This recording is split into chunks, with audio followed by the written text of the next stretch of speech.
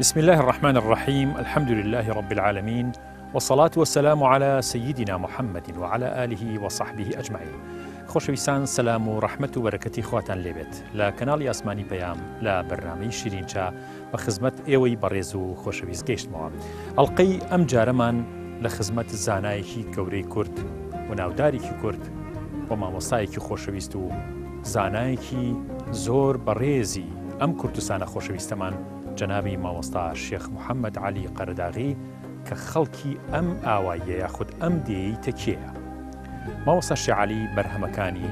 و چیرۆکی ژیانی بەسەرهاتی کاریگەری لە ئەدەبیاتی کوردی و لە نووسینی کوردیە چەندە میلەتەکەمان و ئێمە قەرزاری ئەم زانا گەورەین و چەندە خزمەتی کردووە. ئەم شەو ئینشاءڵڵا ئێمە بە ئەڵقەی یەکەم و دوای ئەوەش بە ئەڵقەی دووهەم لە خزمەتتانە دێنە باسی مامۆستا محەممەد عەلی قەرەداغی. فەرموو.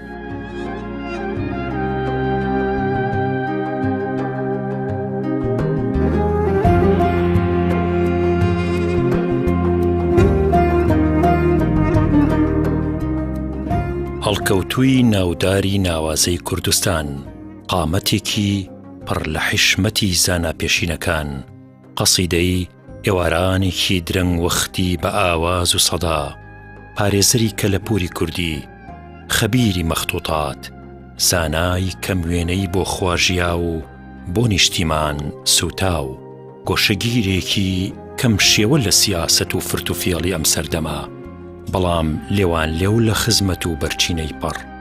ڕێک ئەو زانا و پیاوە مەردەی کە جوانی قەدەری تیا دەبینی، جەنابی مامۆستا شێخ عەلی قەرەداغی.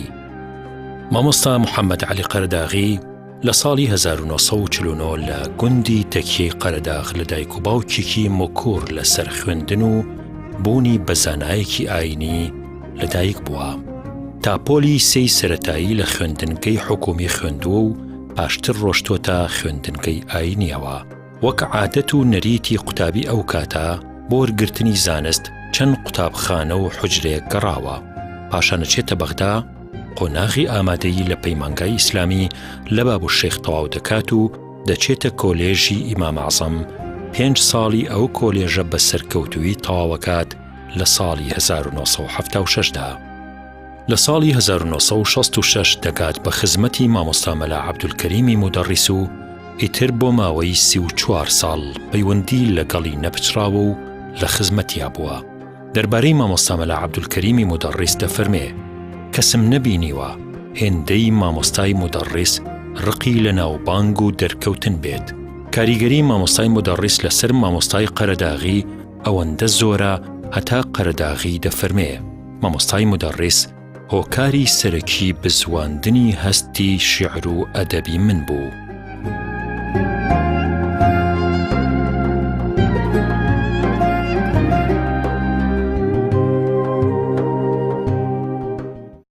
بەناوی خۆی بەخشندە و میهرەبان،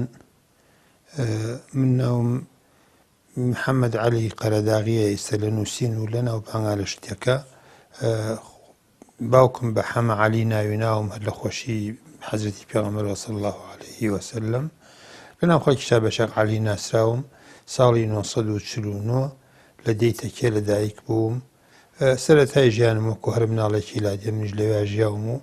فەرقی من لەگەڵ مناڵانی ترا ئەوە بوو کەوا لە تەمەنی مناڵیە لە نازی دایک بێبەش بووم. دایکم کۆچی دوایی کرد. ئەو ئاواتەی پێی نەگەیشت کە ئاواتی بوو من ببینی وەکو فەقێیەک، وەکو مەلایەک، وەکو خوێنەوارێک کە ئاواتی بوو. ئەوە ئاواتێکی گەورەی بوو. وەکو نمونەیەک نووسیم و ئەشی گەرمەوە لێرە ئەمجارش مناڵ بووم، هێشتا دەستم نەکردبوو بە خوێندن. ئەوەم بیرە کە لە سەربانێک بووین هاوین بوو، ڕام کرد بە شوێنینەکە، کەوتمە خوارەوە، دەسم شکا، کەسێکیان هێنا دەستی گرتمەوە. کاتێ دەستی گرتمەوە ئەو پیاوە ناوی کاعولکەریم بوو. دایکم خوا عەفوی کە لەو کاتا کە دەستی من شکاوە ئەو پیاوە دەسم ئەگرێتەوە، خەریکی دەستگرتنەوەیە. پێی وتی کاعولکەریمیان دەستی باش مەگرەوە، با دەستی تەواو ڕاست نەبێتەوە، چونکو ئەگەر دەستی ڕاست بێ بتوانێت نان پیا بکە ناخوێنێت، خەریکی خوێندن نابێت. ئەوەندە هێشتا دەستم نەکردو بە خوێندن، ئەوەنە ئاواتی بوو کە بخوێنم بەوە دەستێکیشم نەبێت بۆی هەر بخوێنم. ینی ئەو ئاواتەی کە ئەو قسەی کە کردی زۆرم پێسەیر بوو طبعا مناڵ بووم من ئەوە بەڵام دوای ئیستا بیرەکەمەوە ئەو جارە ئەو پیاوە دەستی گرتمەوە دەسم لار دەرچوو بردمێن پیاوێکی تریان هێنا دووبارە ئەو پیاوەکەی تریش دەستی شکانمەوە گرتیەوە جارێکی تر لار دەرچووە جارێک بەم لار دەرچوو جارێک بۆ لار دەرچوو بۆ جاری سێهەم بردمێن بۆ دەی سێوسێنان لەوێش پیاوێکی تر خوا عەفوی کە کاعولکەری منەوە بۆ ئەویش هەر بۆی گرتمەوە ئەم جارە تقریبەن ڕاست دەرچوو بەڵام ئالێرا برینێک لە دەستما دروست بوو هەر ئەو کە دەسم نەکەوتە خوارەوە ئەم دەسم ساغ بۆین دایکم خوا عەفوی کە ئەوەندە ئاواتی بووکەوە من بخوێن بۆ لە خوێندنی حجرا بێ لە خوێندنی مەلایەتیا بێکەوە بە خوێنەوار بمبینێت ئەو ئاواتی ئەو نەگەیەدی و منیش بە بێنازی گەورە بوو.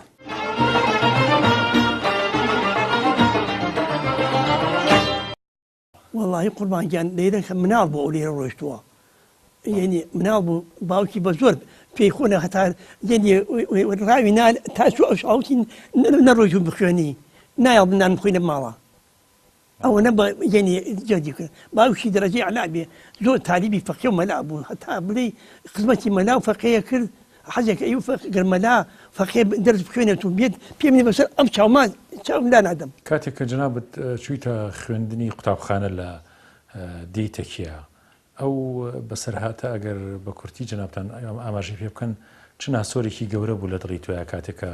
وفاتی دایکت بینی؟ طبعا من وفاتی دایکم کە بینیوە ئەو یەکێکە لەو بیرەوەریانی کە هەرگیز بیر ناچێت بەیانی لە ماڵەوە بووم دایکم لە ژیانە بوو چوون بۆم قوتابخانە و لە قوتابخانە کە دانیشتین لەوێ قەبرسانەکە بەرامبەری قوتابخانەکە بوو لێەوە بینیم خەڵک لە قەبرسان بوون و خەریکی قبر هەڵکەندن بوون ئێتر یەکسەر زانیم کە دایکم عەمری خوای کردەوە لێەوە ئەو بیرەوەریە تاڵم هەیە کە لە پۆلەکە بووم و کە مناڵ زانیان من دایکم عەمری خوای کردەوە ئایا نوویست دڵم بدەنەوە منیش ئەگریام و هیچ فایی نەبوو هین بۆ یەکێکە لەو ئاواتە لەو بیرەوەریە تاڵانەی کە لە ژیان مایە و هەرگیز بیرم ناچێت کە هاتمەوە دایکم عەمری خوای کرد بوو ئایان بردووە سەر قەبران.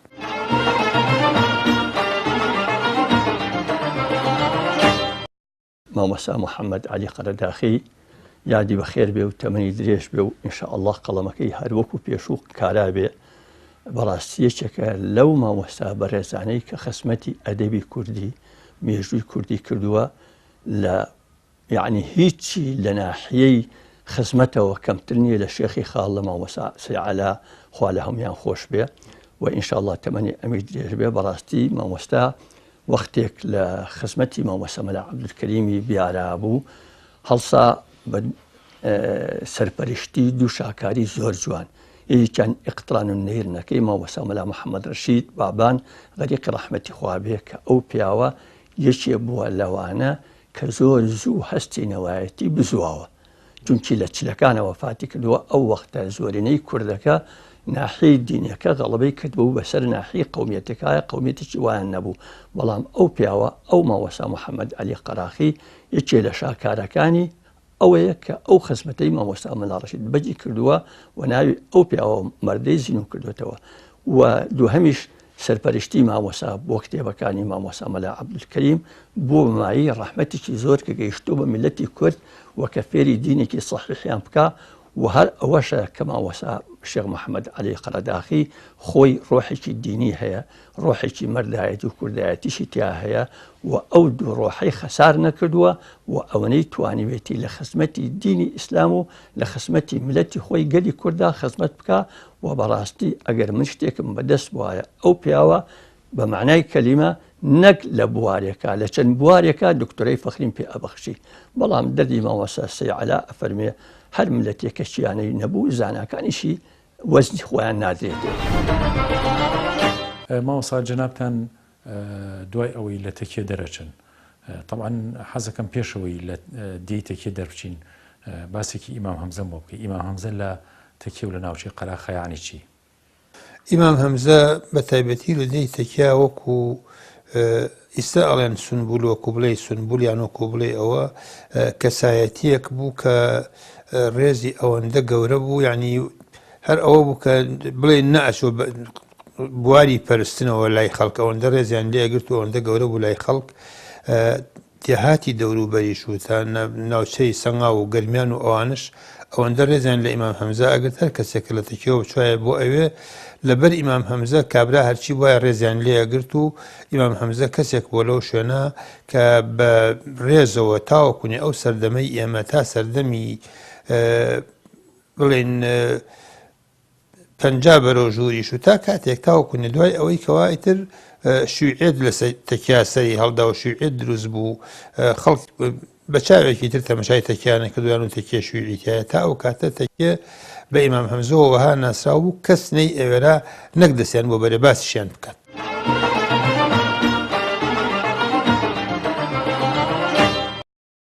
جنابی مامۆستا شێخ عەلی هەر لە زووەوە ناوم بیستە بوو کە خەریکی کۆکردنەوەی دەستنووس و خولیای لەسەر نووسین و ساختکردنەوە و بە دوای ئەو شتانە ئاگەڕا کە ئەو زانا و خوێنەوارە کوردانەی کە لە هەر چوار پارچەکەی کوردستانە هەن ئەوەی بۆی کرابێ بە پێی ئەو ڕۆژگارێک کە تێ ئەمە تا ژیاوین و ئەمانە لە سەرەتاوە بێگومان لە خۆمانەوە و لە خۆرەڵاتی کوردستانەوە و تەنانەت لە خۆراوەوە و لە هەر کوێیەک شتێک نووسرابێ شتێک بوو بێ شعرێک ئەدەبێک لە هەر ڕوویەکەوە لە هەموو بوارەکانی زمان و ئەمانە ئەو ناسرا بوو بەوەی کە دڵسۆزی ئەو شتانەیە وەتەنەوە بوو خەمخۆری دەستنووسەکانە بە تایبەتیشکە و لە دار مەختوتاتی سەددام لە کاتی خۆیان ئیشیە کردووە شارەزای باش شارەزایەکی باش و وریا و بە سەلیقە و خەمخۆر و بەتەنەوە بووی ئەو دەستنووسانە بوو و ئەو کتێبە کۆنانە بوو کە هەبوو و خزمەتی ئەوانە ڕوونکردنەوەیان لەسەر نووسینیان پوختەکردنیان و لە هەر کوێیەکە شتێکی بستە بێت باسی ئەوانە بکە ئەوە چوو بە دوایە و دڵسۆزانە وەکو کارێکی نەتەوەیی و نیشتمانی و ئاینی خۆی بەرامبەر بە وەکو قەرزێکی خۆی ئەستۆی خۆی لە بەرامبەر بە میلەتەکەی ئیشی تیا کرد هەتا ناوبانگێکی جوان و باشی پێیا کرد لە ناو خەڵکا و لە ناو ئەو خەڵکانە کە دڵسۆزی نەتەوە و نیشتمانەکەی خۆیانن. مامۆستا جەنابتان جەنابی باوکت حەزەکەم ئاماژەیە بە کاریگەری باوکت بکەیت یعنی کە زۆر خەریکی مزگەوتەکەی تێکی بوو زۆر دەورێکی هەبوو لەوەیە کە خەڵک خۆشی ویستۆ لە ناوچەی گەرمیانە ئەگەر ئاماژەیە چیرۆکی بەسەرهاتێکی باوکە باس بکەیت و چۆن وفاتیشی کرد. باوکم خۆعافی بکە نمونەیەک بوو لەوانەی کە بەڕاستی کەسێک بوو بۆ خوا سوبحانەهو خۆی بۆ خوا تەرخان کردبوو خۆی بۆ مزگەوت تەرخان کردبوو ئەو خۆ تەرخانکردنەی بۆ خوا بۆ مزگەوت وای بۆ کردبوو کە لەناو خەڵکە ڕێزێکی تایبەتی هەبوو ئەتوانم بڵێم چەندین کەرامەتی کە من خۆم بیستومە و لیان گەڕاوەتەوە خەڵک بە شێوەیەکی وا کەرامەتیان لێ گەڕایەوە کە کەسێک وەکو ئەوەی کە ئەڵێن لەو ئەقسەمە عەلە اللهی لە ئەبەڕەهو داوای هەرچی بکردای لە خوا بۆی ئەکرد ئەوەشی لە ئیخلاسی و لە دڵسۆزیەوە بوو لە دڵسۆزی بۆ دینەوە لە دڵسۆزی بۆ مزگەوتەوە لە دڵسۆزی بۆ مەلا و حوجرە و فەقێەوە ئەگەر هەرچی بووە نانێکی بە لەگەڵ فەقێ و حوجرابی کردای بە دوو کردەوە بە هیچ بە خەیاڵیانە ئاهات ئەوەندە حەزی لە مزگەوت و حوجرە بوو ژیانی خۆی بۆ ئەوە تەرخان کردبوو ناگەڕێتەوە ئێستاکە من باسی ئەوانە بکەم لەو سەردەما بە قاچاق لە کفریەوە لەوێەوە خەڵکی تەکلیف کردووە بۆریان بۆ پیا کردو ئایا بەدزی بۆ بەهەرچی بووە بۆری ئاو لە کفریەوە هێناوێتەوە بە گوێرێش بۆ تەکێ کردوێتی بۆ حەوزی مزگەوت ئاوی ڕاکێشاوە لە ماوەیەکی دوورەوە بۆ حەوزی مزگەوتی تەکێ خەریکی بە گەرمی خەریکی حوجرە بوو بە گەرمی خەریکی مزگەوتە بوو لە سەردەمێکە ئەوەندە سۆزی مزگەوتی هەبوو منارەی بۆ مزگەوتی تەکێ دروست کردبوو شتی وای کردبوو کەوا لەو منتیقەیە هەر نەبوو لە هیچ شوێنێکە شێوەیەکی تایبەتی بوو لەگەڵ مزگەوتە لەگەڵ ئەو بابەتانە ئەگەر بنووسیەوەین بکتێ بەداخۆ من نەمنووسی و لە ڕوویەکەوە لەبەر ئەوەی کە وەکو بڵێ باوکمە و نازانم بڵێم چیم هین کردو ئەینا ئەتوانرا کتێبێکی گەورە لەسەر باوکم بنووسرێت.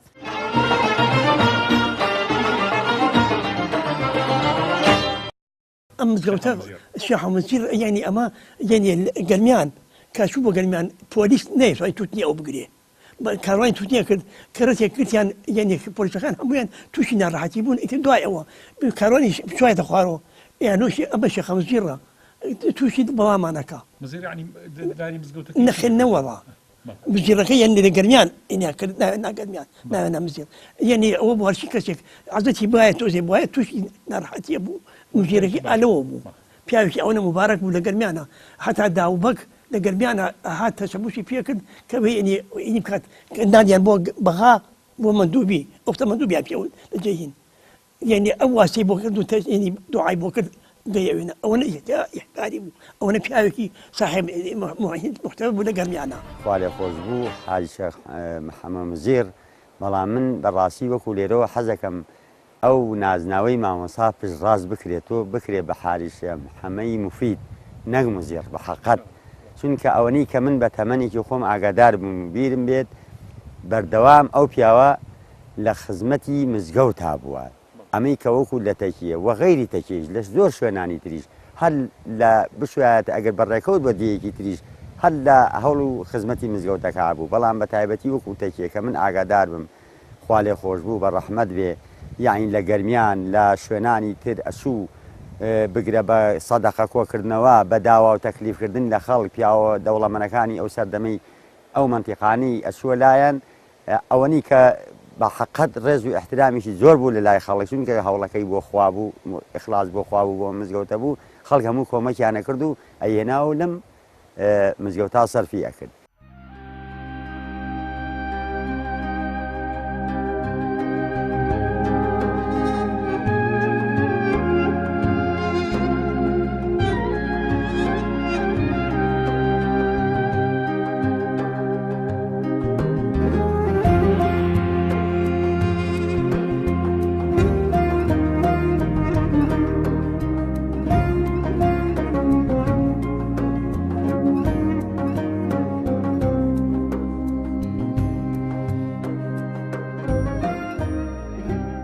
ئەگەر هەر جارە هەر لە تەکیە دەرنەچین بەوەی کە کەوەکەی تەکیە بەهاری تەکیە کە ئاهاتە خوارەوە چ خەفەت و ناسۆرێکی لە دڵی توا دروست کردو بۆی کە ئەو هەموو دەستخەتە لە مزگەوتەکە تیاچوە ئەگەر بەسەرهاتێکت هەبێ لەسەرەوە ئەوەم هەیە لەو بەسەرهاتی ئەوێ مزگەوتی تەکیە کە وەکو باسی ئەکەن و من خۆشم بە سوچێکیا گەیشتم کە حجرە و فەقەی چۆن بوو جاری وها بۆ 25 فەقەی دەرەوەی تەکیەی تیا بووە کە لە ناو مزگەوتی تەکیا و لە حجرەی تەکیا خوێندویانە 25 فەقەی دەرەوە لەوێ خوێندویانە ئەم 25 فەقەیە کە خوێندویانە دیارە هەموو کتێبیان بۆ دەستخەتیان بۆ مزگەوت بۆ درێژایی ئەو ساڵانە کتێبی تیا دروست بۆ دەستخەتی تیاماوەتەوە ئەو دەستخەتانە ئەمانەوە هەتاوەکوێ کۆ ئەکرانەوە لە شوێنێکە بۆ ئەوی بپارێزرێن جارێکیان من لەم ساڵانەی دواییە لە دەوری 68 و 69 بوو لە بەغاوە گەڕامەوە چوومە تەکیە و بەناو حجرەیەکی هینەکە تاقێکی مزگەوتە ئەگەڕام بۆشت بزانم کتێب چیتایە دەستخەت چیتایە کە حسەینی شاه حەسەن خوا عافوی کار لەوێ بوو وتی ئەوە چیەکەی بۆ چیە گەڕێ وتم وەڵا بزانم لێرە چی هەیە وتی برا بۆ چیە گەڕێ بەخوا ئەوەختی خۆی ئالێرا کە ئەکەواوی قۆپی ئاهاتە خوارەوە لە زستانانە جاجممان پڕە کرد لە دەستخەت و لە قورئانە کۆنە و لەوانە و ئەمان بردەماندا بدەم ئەوەکەوە جایتر کە ئاوا بەو شێوەیە بوو بێ ئەبێت چی دەستخەت لەوێ و بێت و چی فەوتا بێ و چی ڕۆیشت بێت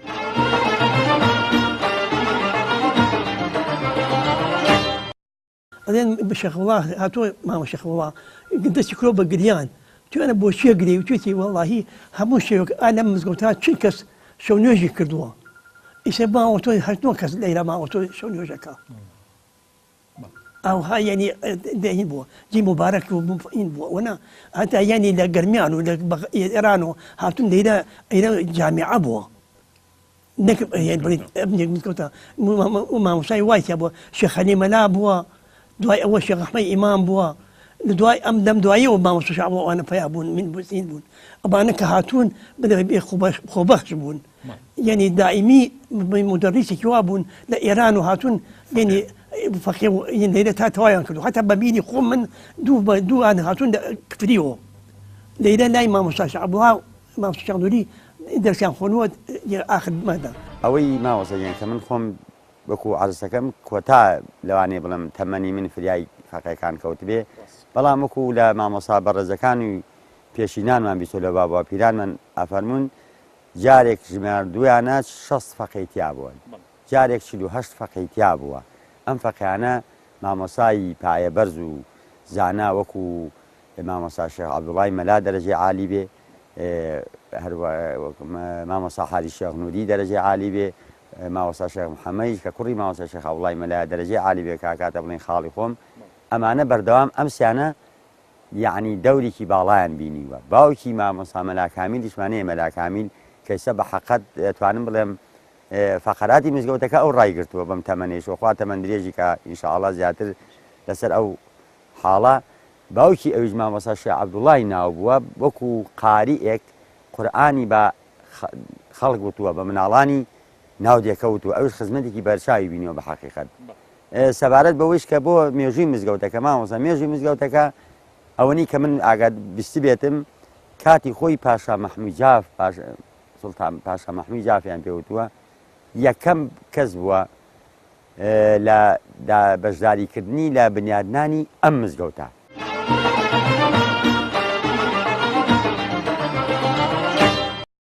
ماوەسە لە بەلەکجار و لە تەکیە کۆمەڵێ قوتابخانەی تیا بووە کە ئافرەتان دەرزی قورئانیان بە مناڵان وتووە وەکو دادەخەرجێ کە ڕەنگە جەنابیش لای ئەو خوێند بێتێ ئەکرێ جەنابەت چەند قوتابخانە یاخود چەند ماڵ مەدرسەی تیا بووە کە دەرزیان بە مناڵان وتۆ وەکو دادەخەرجێ ئەگەر نمونونەکانیمان بواس واللهی ئەو کاتێک کە من خەریکی خوێندنی قورئان بووم لە تەکیا هەر دادەخەرجێ بوو خوا عەفویکە سەردەمێک لە خانوان من لەوێ لە خزمەتیا بووم دەرزی قورئانم خوێند و لە پاشان ماڵی چووە بەلەکجار و لە بەلەکجاریش لەوێ من هەر خوا عەفویکە باوکم ئەیناردم بۆ لای و دائەنیشتم و دەرزی قورئانم لە خزمەتا خوێند تا قورئانم لای ئەو تەواو کرد کەسانێکی تر لەو سەردەمەی منانە بوون پێش من بوون کە وەکو حجرەی کە عەبدوڵای شاه حەسەن و کەسانی تر خوا عەفویان کە خوێندنیان بە خەڵکیان کردووە خەڵکیان فێری خوێندن کردووە دەرزیان بە مناڵان و تۆ ئیتر بە کچ و کوڕ بۆ چۆن بۆ ئەو بەتەواوی من درێژەکەی نازان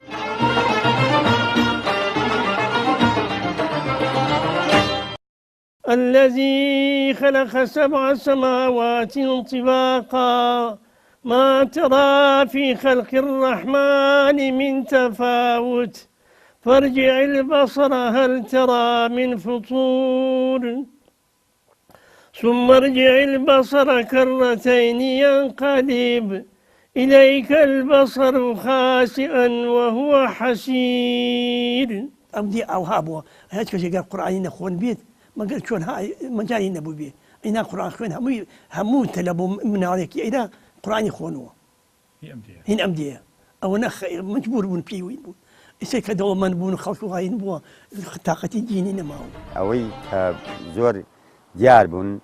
حاجی خەجێ بووە بە ڕەحمەت بێت هەتا من لە بەحسێک شەهر باسم کردووە توانم بڵم بە ڕابیعای عەدەوی دووەم ناوە برێ حاجی خەجێ بە ڕەحمەت بێت چونکە لە زۆر شتۆ لە لەوانەیە قەدەرەکانی ژاین لەگەڵ ڕابیعای عەدەویە یەکی گرتوتەوە وەڵڵاهی وەکو ئەدەب و وەکو ڕەوشتێک و وەکو ئەخلاقێک کە بوویەتی بەڕاستی کە باسەکرێ زۆر یعنی زۆر گرنگ بۆ بەهرەوەرێکی زۆر بەهرەمەند بۆ لەو بوارانەوە ئەمە ئەو وەکو خۆی بەڵام دوای ئەو باجی عیسمەتیش خوا لێ خۆش بێ لە هەردووکیان خۆش بێ باجی عیسمەت بەڵام ڕۆڵی ئەوی بینیوە بەس لەوانەیە بڵێم بە عیلمی تریش چونکە باجی عیسمەتیش خوا عەفویکە و نەک قورئانیش هەر تەقریبەن بەشێکی ئەدەبیشی تیا بووە من چەند جار لە خزمەتیا بووم شعری وتووە شعری دینی وتووە عنی بەڕاستی زۆر خۆش بە باجی عیسمەتیش یەکێک بۆ لەو ئافرەتانی کە لە بەلەکجارە ڕۆڵێکی گەورەی بینیوە و هەتا من لە ماوەشە داوام کردووە لە یەک دوو مامۆسای ئافرەتی بەلەکجار وتم باجی عیسمەتی کە دروست بکەنەوە لە بەلەکجارە ئینشاءڵڵا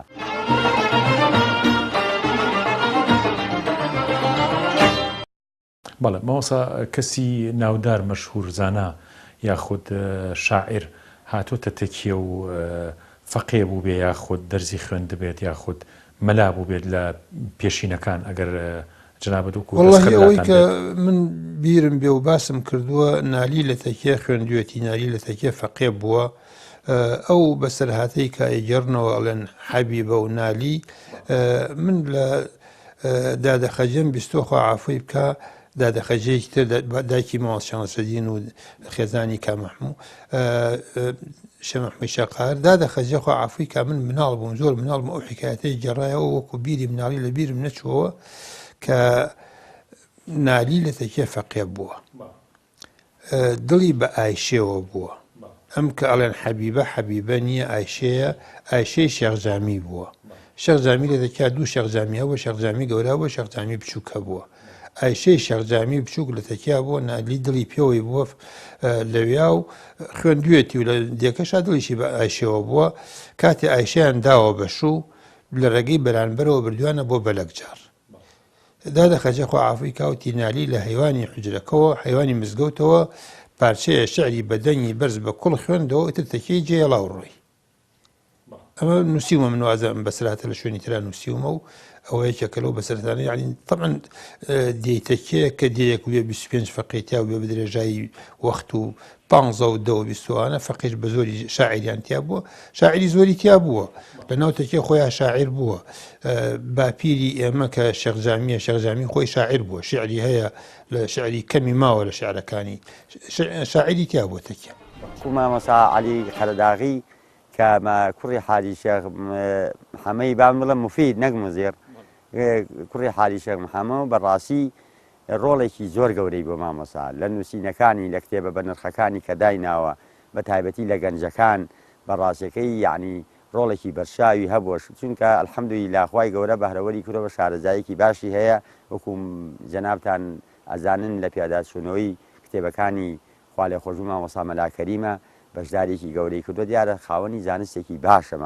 مامۆستا شێخ محەممەد شێخ عەلی بەڵام من ئەوەنەی لێرا وەکو ئەوە ئەڵێم ئەو هەموو زانستەی پێ مامۆستا حەزمانە کرد زیاتر یعنی بەڕاستیەکەی وەکو بەڕاستەوە خۆش ئاوەڕێکی بدایەتەوە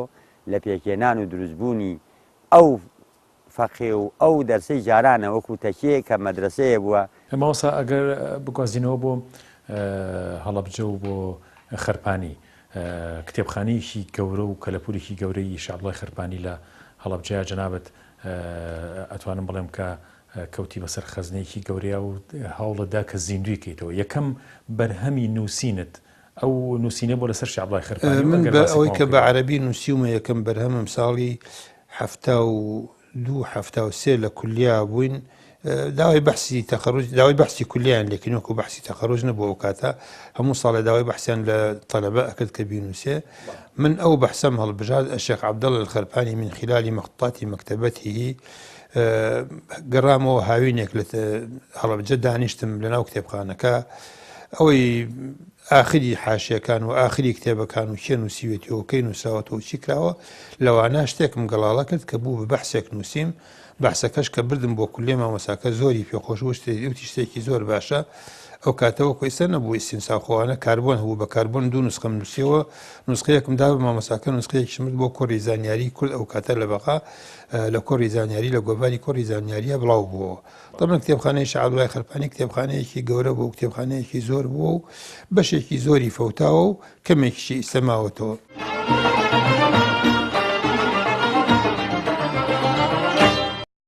مامۆستا شێخ عەلی قەرەداغی لە اقتران النەیرەین في مجمع البحرين کە تەرجەمەی حەدیسەکانی موسلیم و بوخاری و دانراوی مامۆستا مەلا ڕەشیبەگی بابانە لە بەرگی یەکەمیانە دیارە نۆ بەرگە ئەفەرمێت گەلێک گەڕام و هەوڵمدا بۆ ئەوەی شتێکی ڕاست و دروست لەبارەی جێگە و مێژووی لەدایکبوونی مامۆستا مەلا ڕەشیبەگی بابان بدۆزمەوە بەڵام هیچم دەست نەکەوت ئەوەندە هەیە ئەتوانین لە قسەیەکی خۆیەوە مێژووی لەدایکبوونی وەربگرین قسەکەیش ئەوەیە کە لە پێشەکی کتێبەکەی ئاڵێ لە دوای حەمد و سەڵات و سەلام ئەم عەبدە گوناهکار و زەلیل و بێچارەیە ئەڵێ کە عومرم لە 70 ساڵ تێپەڕیوە لەمەیش ڕوونتر لە وەسیەتنامەکەیە ئەڵێ لە عومری 72 ساڵیمە ئەم بارە قورسەم هەڵگرت کە دەستپێکردنی کتێبەکەشی ساڵی 1940 بوو بێ ئەتوانین بڵین لە ساڵی 1970 زاینی بەرامبەر بە 1295 کۆچیە لەدایک بووە.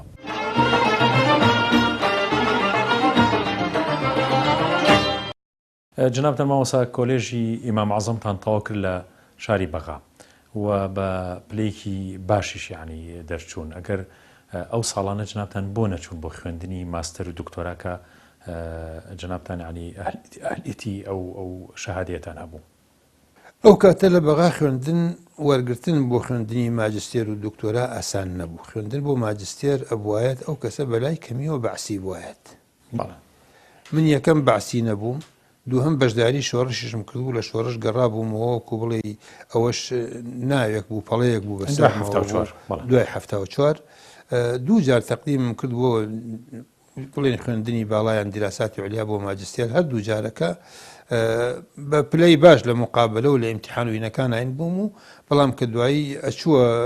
بڵێ تەتەڵە و بێژنی ئەوەکەوە من چیم و چینیم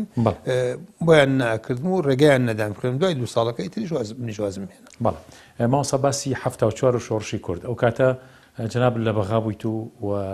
هیچ کێشەیەکرد نەبووە. کاتێ ئەگەر سەرگوزەشتێکی بچووکمان بۆ بگێڕیتەوە چۆن بوو هاتنە ناو شۆڕش و لەگەڵ کیا هاتنە دەرەوە؟ ئەو کاتە کە ئێمە لە بەغا بووین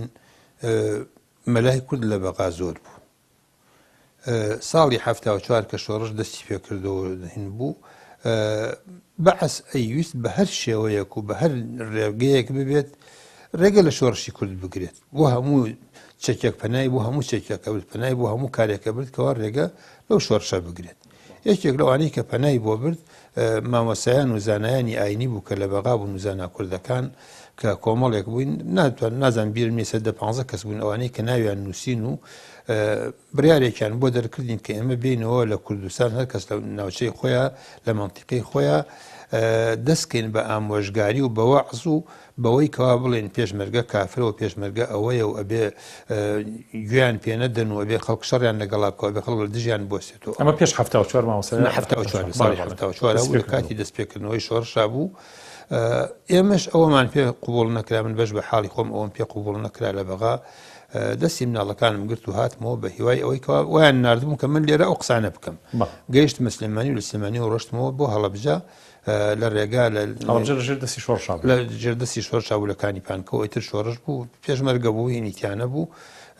لە کانیپانکە وەکو بڵێ وتیان تۆ بۆچی هاتوویت و ئەمانەوە ئەوانە بردمیان بۆ بەرزنجە لە بەرزنجە لەوێ وە بزانم بەدەنی خۆم بوویان بەهین بوو شتێکم بڵاو کردوتم کەوا بەعس ئێمەی ناردۆ بۆ ئەم کارە و ئێمەش کارەکەمان نەکردو و بەو هەنگاوەی ئێمە ئەو پیلانەی بەعس بوو شەڵ کرایەوە و ئێمەش ماینەوە تا ئەوکوێنێ دوای شۆڕش لە دەرەوەمان بۆمان. مامۆستا و بانگخواز و زانای خۆشەویستی کوردستان دکتۆر عوسمان محەممەد غەریب هەڵەبجەیی لە وەصفی مامۆستا شێخ محەممەد عەلی قەرەداغیە دەفەرمێت لە کاتێکا جیهانی عەرەبی لە قەیرانی زمانە دەژین و زۆرێک لە زاناکانیشیان لە زمانی زگماکی عەرەبیە کۆڵەوارن و سەرمەوقولاتی وا ئەدەن دەتحەپەسێنن و تووشی شۆکت دەکەن. مامۆستای قەرەداغی هاوشێوەی شاسوارانی زمانی عەرەبی هەسپی خۆی لە مەیدانی بەلاغەت و فەساحەتی زمانی عەرەبیە هەم بە نووسین و هەم بە ئاخاوتن تاو دەدات و پێشی زۆریان دەکەوێ تا دەگاتە ئاستێک پیتۆڵانی زمانی عەرەبی گەواهی شاسواری لەو مەیدانەیە بۆ بدەن. پرۆفیسۆر و زانای بلیمەتی عەرەبی دکتۆر ئەحمەد کوبەیسی کاتێک لە بەغدا گوێی لە زمانی ئاخاوتنی مامۆستای قەرەداغی بوو واقی وڕما و نەیتوانی سەرسامی خۆی بشارێتەوە و بەڕاشکاوی وتی بەڕاستی هەتا ئێستا هیچ سەرۆکێ یان میرێ یا وەزیرێکی وڵاتێکی عەرەبیم نەبینیوە بتوانێ وەک مامۆستا محەممەد عەلی قەرەداغی بێتەگۆ بەو عەرەبیە ڕەوانە سەرنجڕاکێشە قسەی خۆی بکات.